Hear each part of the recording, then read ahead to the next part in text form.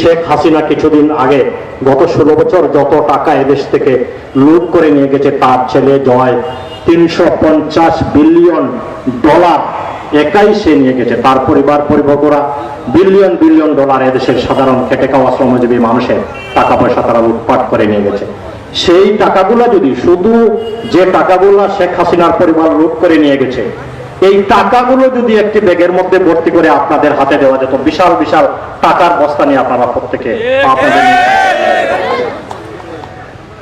তাই আজকে আপনাদেরকে আমরা রাজনৈতিক বক্তব্য শোনানোর অবকাশ নেই। আপনাদেরকে শুধু এইটুকুই বলবো, আপনারা আমাদের প্রিয় নেতা জনাব তারেক রহমান সাহেবের জন্য দোয়া করবেন। ইনশাআল্লাহ অচিরেই তিনি বাংলাদেশে ফিরে আসবেন এবং আপনাদের পাশে আপনাদের খেদমত আপনাদের সেবক হিসাবে পাশে দাঁড়াবেন।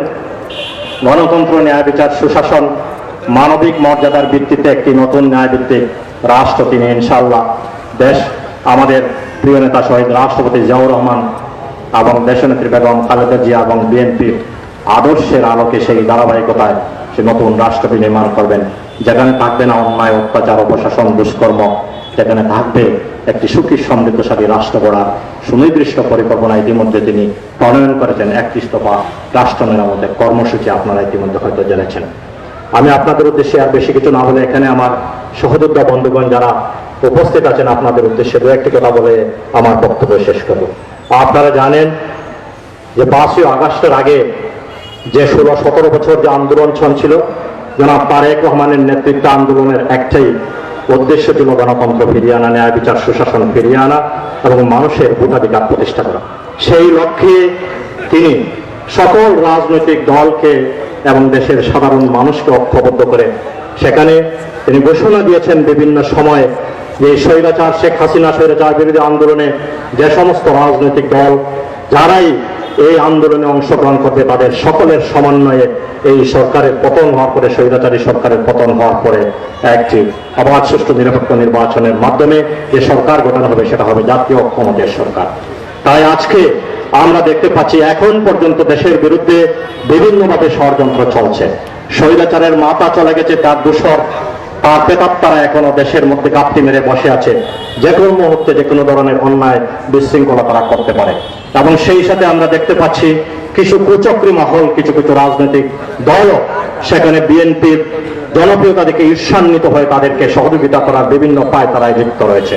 তাই আজকে আমাদেরকে বিএনপির যে ভারপ্রাপ্ত চেয়ারম্যান জনাব তারেক রহমানের নেতৃত্বে আমাদেরকে ঐক্যবদ্ধভাবে আগামী দিনে যতক্ষণ পর্যন্ত একটি অবাধ সুষ্ঠু নিরপেক্ষ নির্বাচন প্রতিষ্ঠিত না হয়, যতক্ষণ পর্যন্ত একটি নির্বাচিত সরকারের হাতে ক্ষমতা হস্তান্তর না করেছে এই বিপ্লবী সরকার, ততক্ষণ পর্যন্ত আমাদেরকে ঐক্যবদ্ধভাবে এগিয়ে যেতে হবে, আমাদেরকে ঐক্যবদ্ধভাবে কাজ করতে হবে।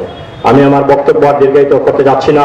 আমি এটি বলতে চাই, এখন পর্যন্ত এখানে যারা বসে আছি, এখন পর্যন্ত বাংলাদেশে আমাদের বিএনপি নেতাকর্মীর বিরুদ্ধে যে সমস্ত গায়েবী মামলা সহ বিভিন্ন মামলা করা হয়েছে, এখন পর্যন্ত সেই মামলাগুলো তুলে নেওয়া হয়নি। আমরা তার জোর দাবি জানাচ্ছি সমস্ত মামলা ইতিমধ্যে প্রত্যাহার করতে হবে এবং আমরা বারবার কেয়ারটেকার গভর্নমেন্টের প্রতি আমরা অনুরোধ জানাচ্ছি, আমরা আহ্বান জানাচ্ছি, আমরা সেখানে তাদেরকে সহযোগিতা করছি দলীয়ভাবে যতদূর সম্ভব, যত তাড়াতাড়ি সম্ভব প্রয়োজনীয় সংস্কার সাধন করে নির্বাচন অনুষ্ঠান করতে হবে। যদি আপনারা আর যদি বিলম্ব করতে যান, দেশে বিভিন্ন ধরনের সংকট আমরা দেখতে পাচ্ছি সামনে আসন্ন। তাই এর আগেই আপনাদেরকে অনতি বিলম্বে প্রয়োজনীয় সংস্কার সাধন করে আপনাদেরকে নির্বাচিত সরকারের হাতে ক্ষমতা হস্তান্তর করতে হবে।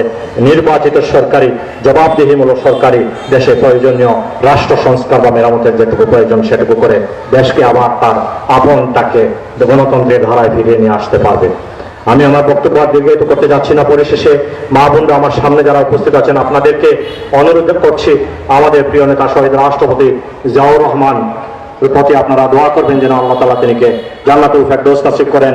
আমাদের প্রিয় নেত্রী দেশনেত্রী বেগম খালেদা জিয়া অসুস্থ, প্রস্তুতি নিচ্ছেন বাহিরে চিকিৎসার জন্য, আপনারা দোয়া করবেন যেন আল্লাহ তাআলা তাকে পূর্ণ সুস্থতা দান করে, নেক হায়াত তৈবা দান করে আবার জনগণের সেবক হিসাবে আমাদের মধ্যে ফিরিয়ে দেন।